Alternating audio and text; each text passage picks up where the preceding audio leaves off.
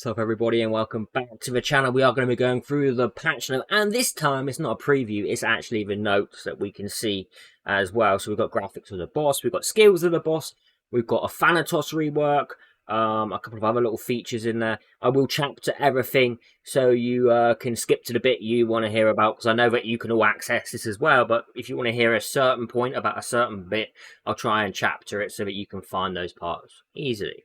Don't forget, using carzak 5 and Aptoid, you can help save yourself money and support me and my channel as well at the same time, so it's appreciated. Thank you very much. Okay, let's get into it.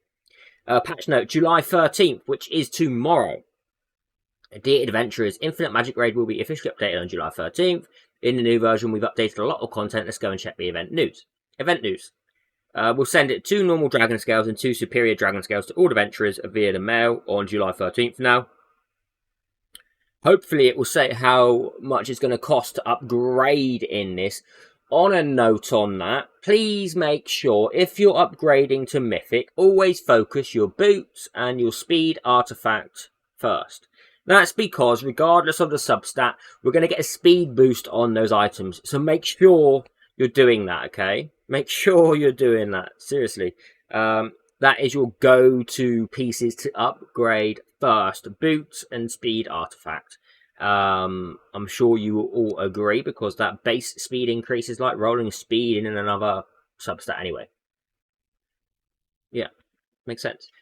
Specified hero type rate up event is available for a limited time from July 14th to July 17th. In this one, we do have Popper, who is amazing for PvP. Ikina, who's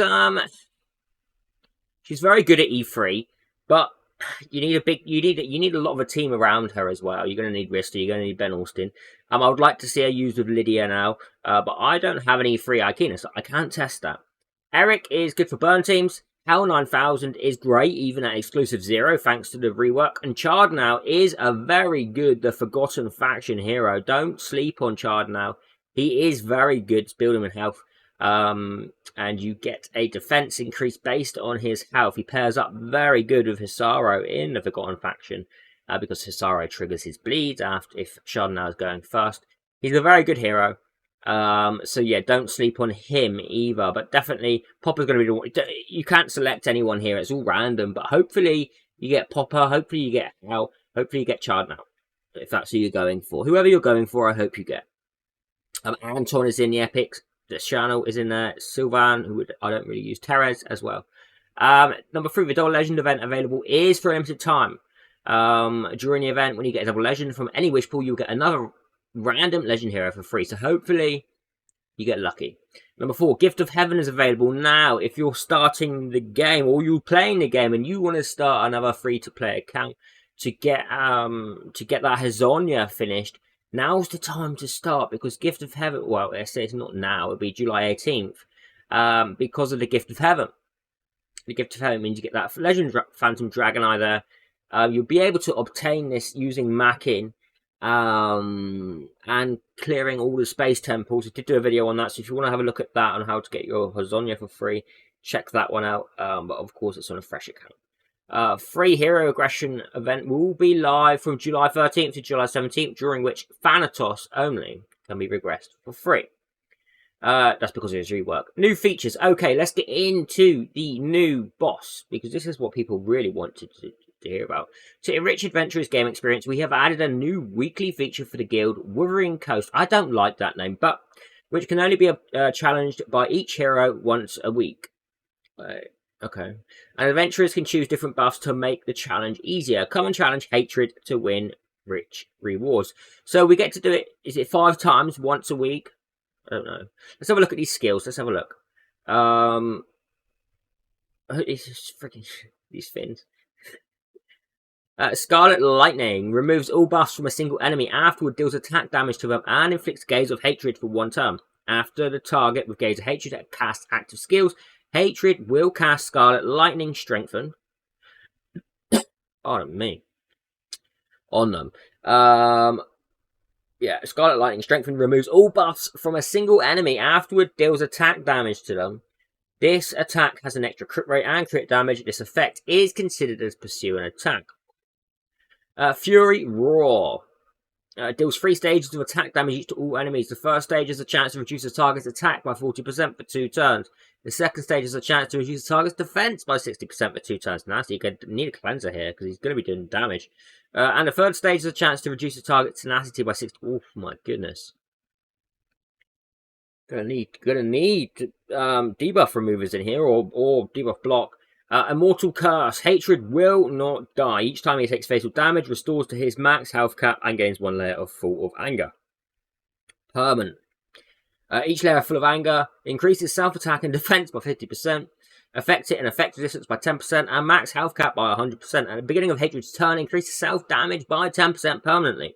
And at the beginning of his 20th turn, if you can make it that far, all of Hatred's skills will be changed into slaying all enemies instead. Hatred is immune to speed down, slay, and health exchange effects.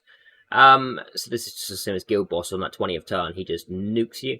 Absolute Zero. There is a chance to inflict freeze on all enemies. Afterwards, deals 2 stages of attack damage each to all enemies and removes freeze from them. Wait. Okay. But what's the point in that? Why would he freeze? Does he do more damage? This attack has an extra crit rate and crit damage when dealing damage to targets under freeze status. That's why. We're gonna really need to wanna have debuff block. Okay, Wuthering Coast Battle Buff List. Incurable Fragility. Increases enemies' direct damage taken by 100% at the beginning of allies' turns. Grants all allies 1 layer of direct stroke, up to 10 layers, each of which increases crit damage by 22%. Removes all layers of direct stroke after any enemy acts. Okay. Okay. Okay. Flammable Matter. Increases enemies' burn damage taken by 100%. Enemies will gain Flammable Matter after taking detonation damage. Flammable Matter additionally increases burn damage taken by 50% for 2 turns. This effect cannot stack. Okay, so this is kind of... Right, okay, so it's a buff to our damage on certain teams we're using. We're definitely going to want to pair up poison with poison, burn with burn, direct damage with direct damage, that kind of thing. Bone Toxin increases enemies' poison damage taken by 100%. Enemies will gain 1 layer of Empty Stare for each layer of poison inflicted on them. Empty Stare increases poison damage taken by 0.7% for 2 turns, up to 100 layers, so it can go up to 70%. Refreshes duration when it is repeatedly gained. Non-stop fighting increases enemies' bleed damage taken by 100% after each ally acts for 1 turn. The next attacker will act 2 extra turns. Ooh. And the duration of all buffs owned by this attacker will be extended by 1 turn. This is nice. Strong Physique increases, like me. Like me. Increases enemies' health burning damage taken by 100%. If an ally's health is full, health burning damage that will be increased by 50%. Productive Toxicant. For every 1 damage over time, debuff owned by the enemy increases all damage taken by 35%. Oh, wow. When the enemy has 3 or more debuffs, increases all damage taken by 50%. That's interesting. That's an interesting one there. That's because that makes me want to use... That makes me want to have on a direct damage team at least someone who can stack more than 3 debuffs on the boss. Just for that extra 50% damage increase. Be interesting. There's going to be a lot of testing to come for that.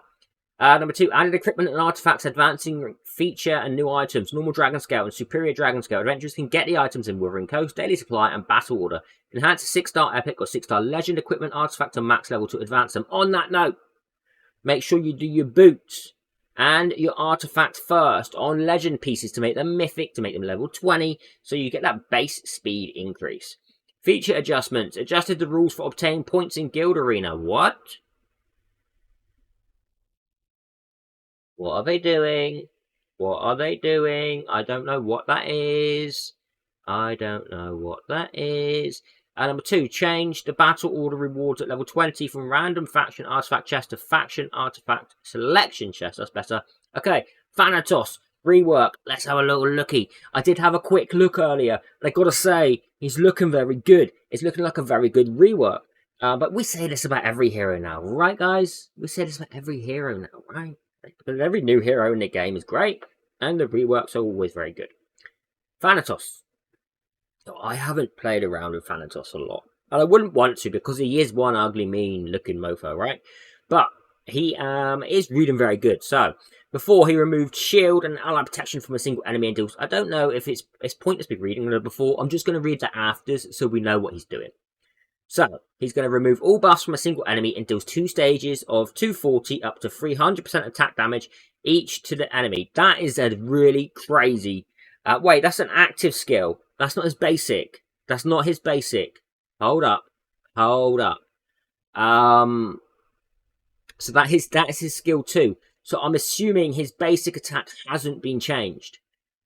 So be careful reading that. That's not a basic skill. So don't go thinking you can freaking abuse pursuing attacks. But yeah, that's that. So remove all buffs from a single enemy, deal 2 stages of that to the enemy. This will be very good. This will still be very, very good. Passive skill, Haunting Shadow. So Thanatos grants South Ghost for 3 turns at the beginning of each wave. Meanwhile, he takes 18 up to 26% less damage from enemy targets that are not under life extortion and deals 50% more damage to enemy targets under life extortion. So I'm hoping that he can start doing some damage against the bosses. That would be nice. That would make him more useful in PvE. Also, he can now strip buffs. So, you know, he's looking pretty solid. His final active skill, Soul Chasing, inflicts life extortion on a single enemy and deals 670 up to 820% attack damage. Meanwhile, reduces the healed effect and shielded effect of enemies under life extortion by 40%. There could be only one enemy under life extortion status at a time at the beginning of his turn. Inflicts life extortion on the enemy with the lowest health percentage if there is no enemy under life extortion status. So his skills do read quite nice, and this is a nice damage multiplier. Paired up with the dealing 50% more damage, I mean that it's going to be an interesting one. It's going to be. Let's have a look at his exclusives. Level 1. Skill effects completely changed. After casting Soul Shifting, which is his buff strip, Thanatos gains 1 layer of soul, which will increase his crit rate by 10% and crit damage by 25% up to 6 layers. Boy, that is a lot of crit damage, and also that means that we don't have to focus so much in crit rate as well. Will not be removed upon death or at wave transition if Thanatos has Ghost, extends Ghost duration by 1 turn, otherwise grants South Ghost 1 turn. That's very nice, especially PvE. That's a lot of damage, an extra 150% crit damage. That's it. Yeah, and it's 60% crit rate. But hang on, so that's after casting that. Okay, paired up with Lydia. Paired up with Lydia, he may be able to push through that quite nicely. To use Soul Shifting. I don't know what the cooldown is on it. Level 2. When an enemy without life extortion acts, enemies under life extortion lose 8% of their current health immediately, up to 12% of Thanatos' max health. When the same targets, it's not going to be huge, okay? Because you're not going to be building on health. When the same target suffers from his health deduction effect continuously, increases health deduction by 1% and health deduction capped by 1.5% of Thanatos' max health each time.